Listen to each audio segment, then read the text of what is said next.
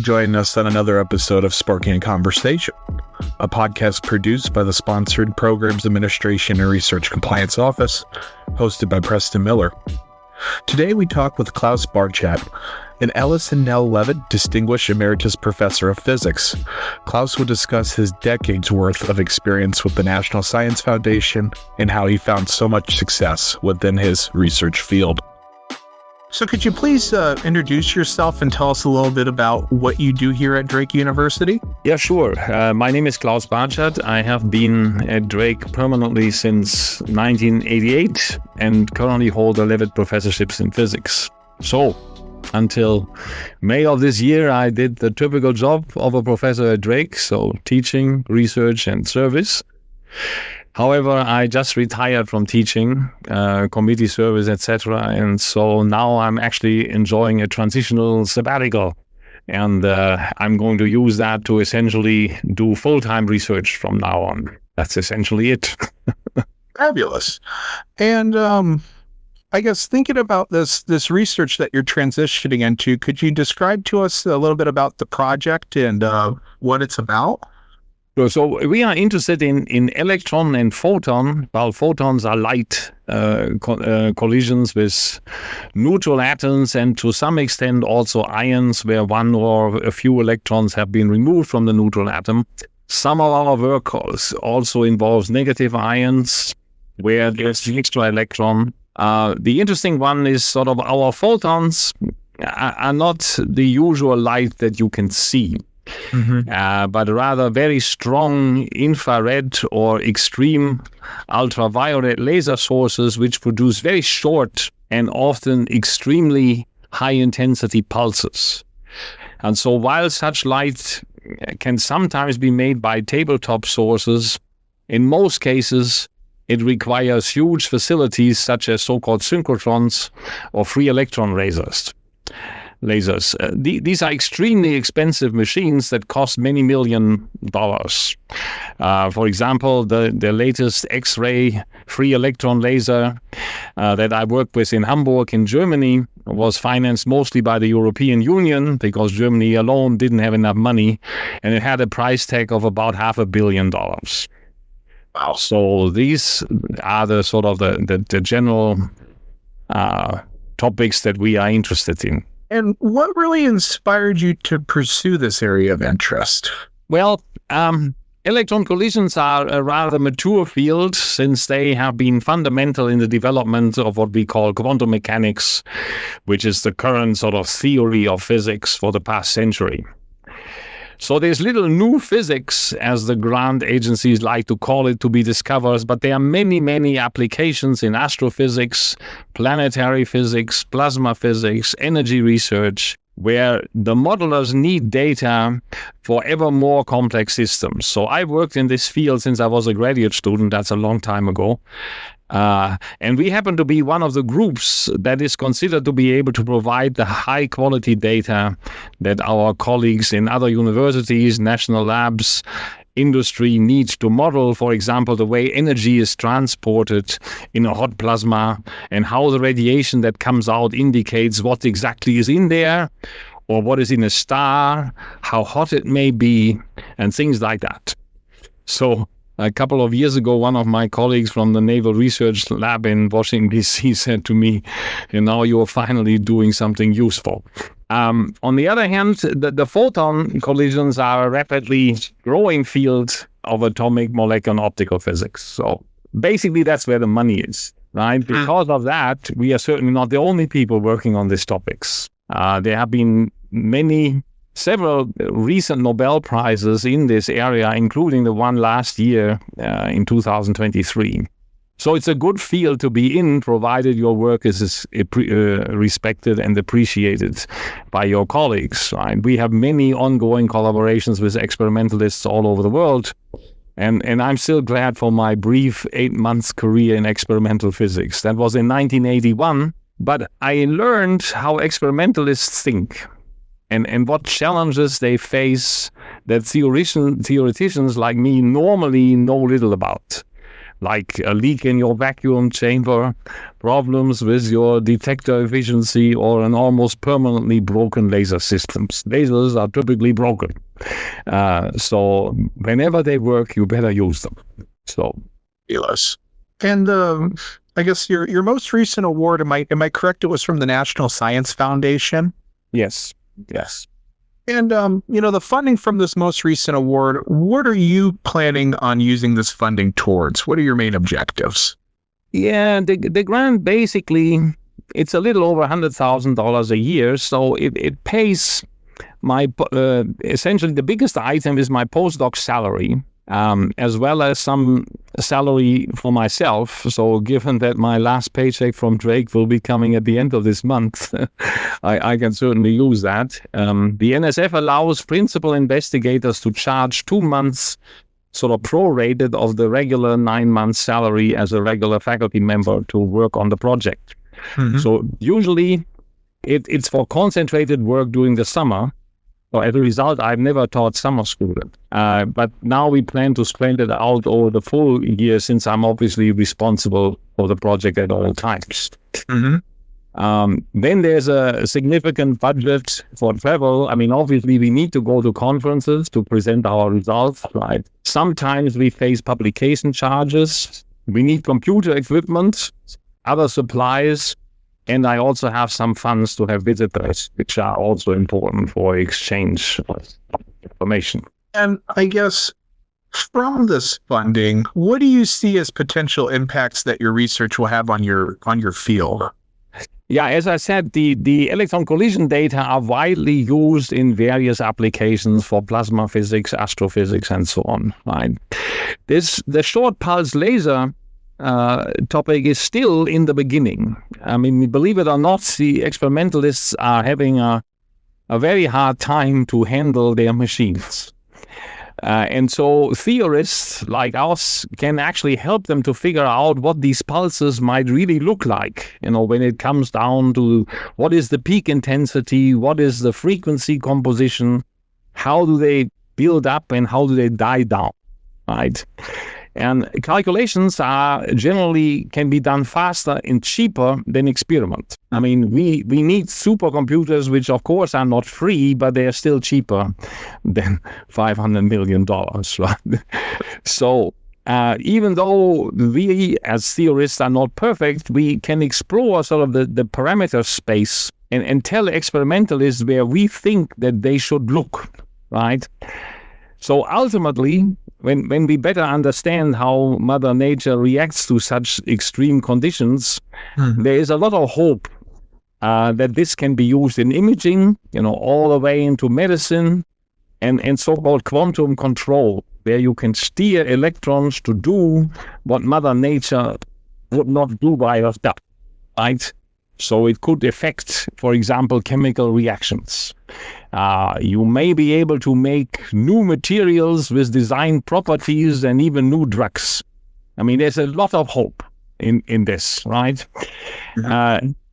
But it's way into the future. So, of course, this is sort of the general idea of fundamental research. Sometimes there's no immediate obvious benefit to the general public. On the other hand, if you take an example, without all the work on relativity theory and atomic clocks, right, our GPS systems wouldn't work as well as they do. And if you look at, your camera in your cell phone, that has a lot to do with how techniques for astronomical imaging were improved over time so that they could increase the resolution and so on, right? I would say it's a bit of an unfortunate situation that a serious challenge for fundamental research often is to convince politicians of the long-term benefit of this work, right? I mean, after all, many are mostly worried about the next election. There's currently one PhD physicist in Congress. One is Bill Foster from Illinois. And over the years, I can say I've been trying hard to convince the Iowa representatives how to vote on certain legislation, how to introduce legislation, and especially, of course, when it involves science. I would say the success has been limited, in particular in recent years, but one should try. I guess segueing a bit about the larger overall picture of what your research can have impacts within your field, what sort of benefits does this research bring to the university at large? Well, I mean, most important, I would hope, is that some of our students have the opportunity to work with my postdoc and myself. You know, they go to conferences, often they become co-authors on top-level peer-reviewed publications. And as a result of that, many of my students ended up in highly regarded doctoral programs, and they have done very well after that. So I would hope that Drake's reputation, and especially that of the physics program, has benefited from this over the past, say, 35 years. And in fact, already before that, since I replaced another well-known researcher when I was hired. Mm-hmm. And I mean, secondly, Drake does get a significant overhead.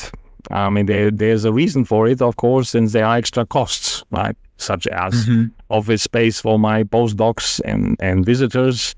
But at the end of the day, theoretical physicists are cheap, and the overhead rate is determined by all the areas that might be funded at a university. So it's not particularly related to what I do, right? Mm-hmm. And I mean, realistically, we also supplement the benefit pool, since my postdocs are usually not eligible for the full benefits that I have put into the grant budget. For example, if I want to pay $1 to my postdoc in salary, I have to put about $1.70 into the proposal, and I don't think we get the extra 70 cents compared to the market. You see, and I guess this kind of segues great into this kind of next conversation then.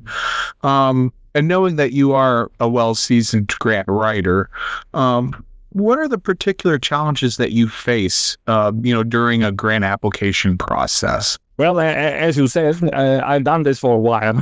So my first NSF grant started in 1991, and I've had smaller grants before, so I pretty much know what to do. Mm-hmm. Also, I have to compliment your office. Whatever I needed from the SPARC'ing programs offices over many years has been done very efficiently here. Well, thank you. In fact, that can be a challenge for some of my colleagues at other places.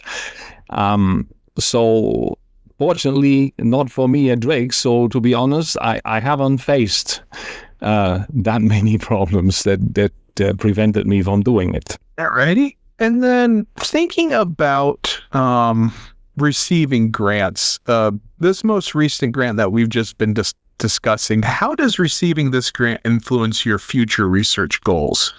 Well, since it's going so well, we are definitely planning to continue in this general direction.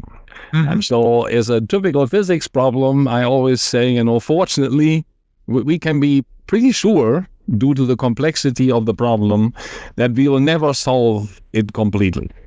So we don't have to look for a new one, which is good. And as long as the funding agencies and the national labs and even industry believe that we can do good work and help them, we should be fine. So there's no reason to move away. So if you look at my grants, many of them they are 3-year grants that even the title hasn't changed for many years, because basically this is what we do. We just do it better and better and better with bigger computers, and of course we learn, but we know exactly where we want to go, and as long as nobody complains, then we keep going. And you just said that you've been handling these NSF or National Science Foundation grants since the early 90s. What sort of advice would you give other researchers if they were interested in applying for a National Science Foundation grant? Yeah, the NSF has 2 basic criteria on which they judge a proposal, right? Intellectual merit is the first one, and broader impact is the second one. The broader impact one is very easy to address under normal circumstances. I mean, nobody would submit a proposal on a trivial subject. Mm-hmm. But the second one, this broader impact one, is very hard. And I mean, I've served on many grant review panels, and often the projects get shot down already at the broader impact paragraph. You just have one paragraph on the summary page. Mm-hmm. So you have to find a niche there beyond saying that you're educating students, and in my case, postdocs. I mean, everybody says that, right? So it's not going to make a difference. The other thing is the presentation. So again, the NSF allows 15 pages for the project, plus a bunch of supplemental material, which is pretty standard, and you can fill it out, But you need to work really hard on those pages, both on the text and on the figures. So again, I've been served on many panels, and sometimes, unfortunately, the effort and the resulting quality of the presentations are far below the likely quality of the previous and future research. Mm-hmm. So given that many proposals are similarly competitive on the topic, right? These people are good who submit this stuff. And not everybody can be funded. So if you have the sales aspect, how it looks like, and it it can easily become the decider between funded or not funded. So unless you have already won the Nobel Prize, in which you probably don't need the grant, you need to work very, very hard on these 15 pages. It's amazing how hard that can be. So I spend a lot of time on that. Well, thank you for that insight. And then I think just lastly, to wrap it up, what would be the best piece of advice that you could give an individual who is just venturing into the grant realm or world? Well, as I said, you have to do your homework and write a good proposal. Right. In my opinion, the best time to write a proposal is when you start your career as a faculty member. So, when you do that, you just came out of graduate school, or more likely, at least in our field, on a postdoctoral position. So chances are that you know what should be done on the project that you just worked on. And so I know that this is hard, since one, as a new faculty member, all kinds of things happen. You have to, prepare new courses, and you probably feel that you don't make enough money and you should teach summer school, but that can become a big obstacle, and at the end, gets you out of the business side. And it's also something really the university can help with. When I came to Drake, the then department chair, Larry Staunton, he protected me very well from being burned out too quickly. Again, This is not the case everywhere. I know counter examples to that, So I came in September of 1988, it is, and Larry pushed me to submit a proposal to the Research Corporation by the end of November. Mm-hmm. And that proposal was funded in 1989 and 1990, and it basically was the precursor of my NSF projects that started in 91. So, not surprisingly, once you have a foot in the door, it's much easier to keep the door open. Mm-hmm. Of course, you have to do good work, but there is a section that is called results from previous NSF supports that can give a big advantage to a renewal proposal over the first attempt, right? So, I mean, every proposal is technically considered new, but you can tick a box that indicates that this is in fact a renewal proposal. And then you have 5 pages to brag about the great things that you did with the dollars from the previous 3 grants. And you should, in my opinion, use these 5 pages. Mm-hmm. Even if you have to bring the new project down to 10, which is the total is 15. Right. Now, Drake is a so-called RUI. It's a research in undergraduate institution, university. So the quality of the proposal has to be just as high as those from Research 1 institutions, but the proposal can get a break on the publication record. I never used it myself since I didn't really need it. And I mean, the disadvantage is that RUI grants are typically a little smaller than the regular grants. Right. But it's definitely worth thinking about whether or not to play that card. And again, as I said, universities can help, right? I mean, many universities, especially Research 1 institutions, will give new faculty members a reduced teaching load. Mm-hmm. Right? And they'll also agree to pay some summer salary in the first and maybe even the second year. It's a gamble for the administration, and it costs money up front, but it may well pay off in the long run. Right? Mm-hmm. It's practically the same reason that I mentioned earlier for politicians. Right? You've got to invest, take some initial risk in the hope that it pays off in the long run. So personally, I would strongly encourage the Drake administration to really consider this. So it's our dean's office, your office, the provost, whatever. I have received earlier quite a bit support from Drake. And once it's rolling, then you're in. That's the good thing. Fabulous. Well, thank you very much for joining us again, Klaus. And, we appreciate your time. Do you have anything else that you'd just like to share lastly or anything like that? No. I hope I can keep going. So, as I said, as you know, the plan is for me not to really retire, but just do it now full time, the stuff that I love to do. Well, fabulous. Well, thank you very, very much for your time.